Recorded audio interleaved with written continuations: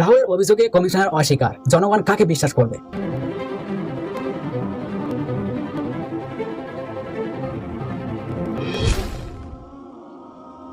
রাহুল গান্ধী আগে সাংবাদিক সম্মেলনে অভিযোগ করেছিলেন তিনি নির্বাচন কমিশনের কাছে মেশিন পড়তে পারা এমন ভোটার তালিকা চাওয়া সত্ত্বেও তা তাকে দেওয়া হয়নি। ভোট চুরি নিয়ে নির্বাচন কমিশনের ওপর আরো চাপ বাড়িয়ে লোকসভার বিরোধী দলনেতা রাহুল গান্ধী আবার সরাসরি অভিযোগ করেছেন।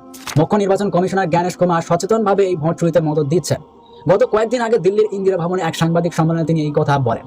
রাহুল বলেন তার কাছে এই বিষয়ে যথেষ্ট প্রমাণ আছে এবং তিনি তার দেশ ও সংবিধানকে শ্রদ্ধা করেন। ফলে প্রমাণ ছাড়া কোনো সাংবিধানিক সংস্থার বিরুদ্ধে অভিযোগ করার কথা নয়।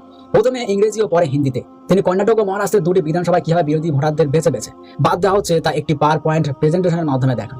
40 মিনিটের ওই সাংবাদিক সম্মেলনের পরে নির্বাচন কমিশনার জানিয়েছে রাহুল গান্ধীর অভিযোগ সম্পূর্ণ ভুয়ো এবং ভিত্তিহীন। শাসক দলের পক্ষ থেকে সাংসদ ও প্রাক্তন মন্ত্রী অনুরাগ ঠাকুর একটি পাল্টা সাংবাদিক সম্মেলনে অভিযোগ করেন যে রাহুল গান্ধী ভারতীয় গণতন্ত্রকে দুর্বল করতে চাইছেন।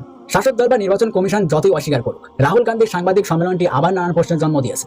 আগামীতে ভারতীয় রাজনীতি এবং নির্বাচন কমিশনের প্রতি সাধারণ মানুষের সন্দেহ যে বাড়বে তা স্পষ্ট। গত কয়েকদিন থেকে রাহুলের ওই সাংবাদিক সম্মেলনে নানা ছোট ছোট ক্লিপ মানুষদের মোবাইলে ঘুরছে। প্রত্যেকটি ক্লিপ ও রিল ভবিষ্যতে নির্বাচন কমিশন এবং শাসক দলের মাথা ব্যথার কারণ হবে। এটা যে কোনো শিশু যেমন বুঝতে পারছে, তেমন বিজেপির বিভিন্ন স্তরের নেতারাও আন্দাজ করতে পারছেন।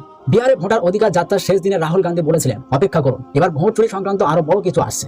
তিনি বলেন গত সাংবাদিক সম্মেলনটি যদি পরমাণু বোমা হয় তাহলে পরেরটি হবে হাইড্রোজেন বোমা। সেই মতো 8ই সেপ্টেম্বর সকাল 10টায় সময় দেওয়া হয় দিল্লির ইন্দিরা ভবনের সাংবাদিক সম্মেলনের জন্য। সাংবাদিকদের সকাল 9:30টার মধ্যে উপস্থিত থাকতে বলা হয়। সম্মেলনের প্রথমেই রাহুল বলেন এটি হাইড্রোজেন বোমা নয়, তার প্রস্তুতি এখনো শেষ হয়নি এবং কোনো প্রমাণ ছাড়া অভিযোগ করা ঠিকও নয়। তিনি জানান গতবার তিনি ভোটার তালিকায় ভুয়ো ভোটার অন্তর্ভুক্তির অভিযোগ করেছিলেন। এবার প্রমাণ নিয়ে এসেছেন কিভাবে বেছে বেছে বিরোধী ভোটারদের নাম বাদ দেওয়া হচ্ছে প্রযুক্তির সাহায্যে। তিনি আরো বলেছিলেন নির্বাচন কমিশন জানে কোন জাতি কোন ধর্মের মানুষ বিজেপিকে ভোট দেয় না। যে কথা তিনি বলেননি তাহলে এই বিষয়টা জানা যায় কি করে এবং কার কাছে এই তথ্য থাকলে কার সুবিধা হতে পারে। ভোট চুরি নিয়ে নির্বাচন কমিশনের উপর আরো চাপ বাড়িয়ে লোকসভার বিরোধী দলনেতা রাহুল গান্ধী আবার সরাসরি অভিযোগ করেছেন। মুখ্য নির্বাচন কমিশনার জ্ঞানেশ কুমার সচেতনভাবে এই ভোট চুরিতে মদত দিচ্ছেন। গত কয়েকদিন আগে দিল্লির ইন্দিরা ভবনে এক সাংবাদিক সম্মেলনে তিনি এই কথা বলেন।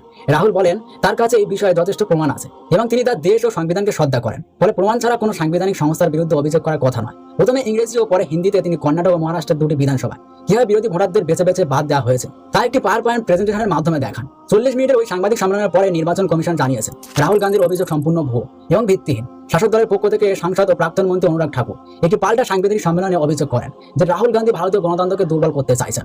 শাসক দল বা নির্বাচন কমিশন যতই অস্বীকার করুক, ভোটার অন্তর্ভুক্তির জন্য ফর্ম 6, ভোটার বাদ দেওয়ার অভিযোগের জন্য ফর্ম 7 এবং কোন বুথে কত ভোট পড়েছে তা জানতে ফর্ম 17C দরকার।